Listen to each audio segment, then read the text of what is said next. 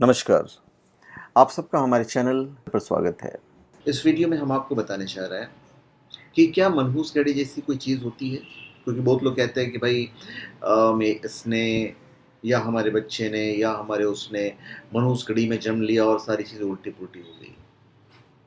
चलो हम एक टाइम को आपका मान लेते हैं कि भाई चलिए वो मनहूस घड़ी हो सकती है। हमारे हिसाब से तो कोई मनहूस घड़ी होती नहीं है और मैंने काफ़ी रिसर्च भी किया है और काफ़ी मोटिवेशनल वीडियोज़ भी देखे हैं। मैंने गोपाल राजू जी के भी बहुत सारे आर्टिकल्स पढ़े हैं, आपको भी पढ़ना चाहिए।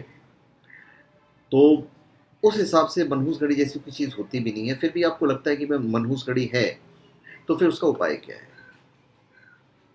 जैसे आपने बहुत लोगों को सुना होगा, तो चलिए हम बताते हैं आपको। आपने बहुत लोगों को सुना होगा कि भाई मेरा बेटा बहुत परेशान कर रहा है, मेरी बेटी बहुत परेशान कर रही है, ये जब से जन्म लिया है, पता नहीं किस मनहूस घड़ी में जन्म लिया है कि कुछ हो ही नहीं रहा है। आपने बहुत सुना होगा। देखिए मेरे हिसाब से जब किसी का जन्म होता है, जन्म जन्मांतर तक लोग इंतज़ार करते हैं, ऊपर आत्माएँ इंतज़ार करती हैं कि हम मनुष्य रूप में जन्म लें और फिर उन्हें ईश्वर इस पृथ्वी पर भेजते हैं। तो जब धरती पर आत्मा जन्म लेता है, तो वो कोई साधारण घड़ी नहीं होती है। जन्म जन्मांतर के बाद हमें, आपको, सबको मनुष्य रूपी चोला मिलता है। कैसे मनहूस घड़ी हो सकता हो? आप स्वयं सोचिए। तो वस्तुतः कोई भी घड़ी मनहूस होती नहीं, अशुभ होती नहीं है। ठीक है, राहु काल हो गया 1.5 घंटा 2 घंटा, आपको शुभ कार्य नहीं करने हैं, पर वो घड़ी मनहूस थोड़ी होती है। कोई अज्ञानतावश कहीं कोई ऐसा प्रकरण सामने आ रहा हो, उसके जन्म का विवरण नहीं पता हो, वहां आप सूर्य, चंद्र, बुध तथा गुरु के रत्न, उपरत्न, धातु अथवा वनस्पति का प्रयोग करके देख लीजिए। तो आपको लगेगा कि भाई सारी चीजें ठीक हो रही है।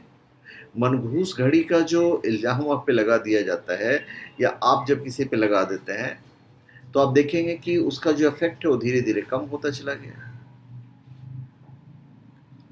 देखिए दैहिक, भौतिक और आध्यात्मिक, 3 प्रकार की सुखों की कामना आत्मा के शरीर में प्रवेश करने के बाद से अपेक्षा की जाने लगती है। यदि इनमें संबंधित वांछित परिणाम मिलने लगते हैं तब सब ठीक है। भाई अगर सब चीज़ ठीक हो रहा हो, जैसे आपके यहाँ किसी ने जन्म लिया, सब चीज़ ठीक है, तो क्या तो बड़ा ही अच्छा वक्त है। पर आदमी का समय एक जैसा तो कभी रहता ही नहीं है, अस्थिर रहता है। आप बहुत सारे लोगों को देखिए कि वो पहले ज़मीन पे थे, फिर आसमान में पहुंच जाते हैं, फिर आसमान पे थे, फिर ज़मीन पे पहुंच जाते हैं। तो इसमें किसी का दोष देना या उस व्यक्ति का इसमें कोई दोष नहीं कि इस घड़ी वो जन्म लिया। भाई जब बुरा वक्त शुरू हुआ, उस वक्त तो आप नहीं कहते हो कि भाई किस मनहूस घड़ी में जन्म लिया है, क्योंकि पहले उसने अच्छा वक्त देखा है। जीवात्मा स्वयं तथा अपने परिजनों अथवा अन्य का आक्रोश झेलना आरंभ कर देता है। मेंटल टॉर्चर करके रख देते हैं हमारे समाज में लोग, भाई ये मनहूस घड़ी में जन्म लिया है। देखिए सूर्य को आत्मा का कारक माना गया है। जीवात्मा का सर्वप्रथम आत्म प्रधान होना आवश्यक है। सूर्य मान, प्रतिष्ठा और स्मृति का प्रतीक है। वह ऐश्वर्य पर प्रतिनिधित्व करता है। तो सूर्य को सर्वाधिक ग्रह माना जाता है, सर्वाधिक तेजस्वी ग्रह माना जाता है, ग्रहों के राजा है। रोगी को पित्त प्रवृत्ति इसी ग्रह से ही सुनिश्चित होती है। चंद्र ग्रह को मन का कारक माना गया है। तो शारीरिक मानसिक पुष्टि का प्रतिनिधि चंद्र ग्रह होता है। यह संपत्ति तथा सौभाग्य का भी सूचक है। तो रोग में यह कफ प्रवृत्ति पर नियंत्रण करता है। बुध वैसे तो नपुंसक ग्रह है, परंतु त्रिसुखों की दृष्टि से महत्वपूर्ण योगदान देता है। तो जिस ग्रह के साथ यह स्थित होता है वैसा ही व्यवहार करने लगता है। वात रोग का नियंत्रण करने वाला ग्रह यदि बलवान है, तो बुद्धि, वाणी और स्नायु यंत्र को संतुलन में रखता है। तो जीवन के किसी भी क्षेत्र में सफल बनने के लिए बुद्धि और वाणी तथा स्थिर अथवा नियंत्रण होना अति आवश्यक है। गुरु ग्रह महत्वाकांक्षाओं का घोतक है। यह पारलौकिक तथा आध्यात्मिक सुखों में वृद्धि करता है। आत्मा की अंततः सद्गति हो जाए, इसके लिए गुरु का अनुरूप होना बहुत आवश्यक है। तो ये 4 ग्रहों को यदि आप संतुलित कर लेते हो, तो आपका कल्याण होना शुरू हो जाता है।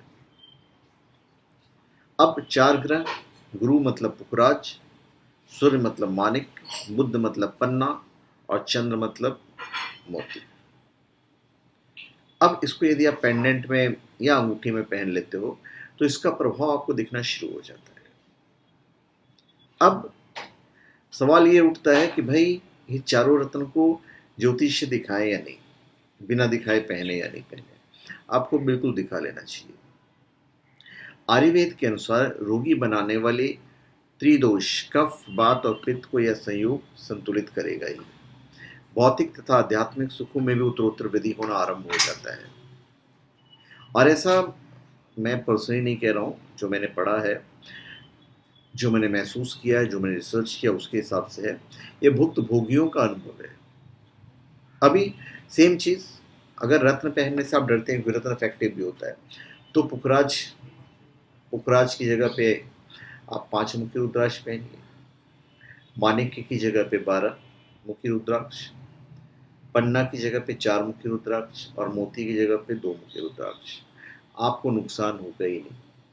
ये जिनको आप कहते हो कि मनहूसगढ़ी में जन्म लिया, हमारे बच्चे मनहूसगढ़ी में जन्म लिया, मैंने मनहूसगढ़ी में जन्म लिया, ये लाइन आपको कहना नहीं पड़ेगा। आप देखोगे जब आप इसे धारण करते हो, आप पत्थर यदि आप नहीं पहनते हो, स्टोन वगैरह नहीं पहनते हो, रत्न वगैरह नहीं पहनते हो, आप रुद्राक्ष पहन के देखिए, 2 मुखी, 4 मुखी, 5 मुखी और 12 मुखी।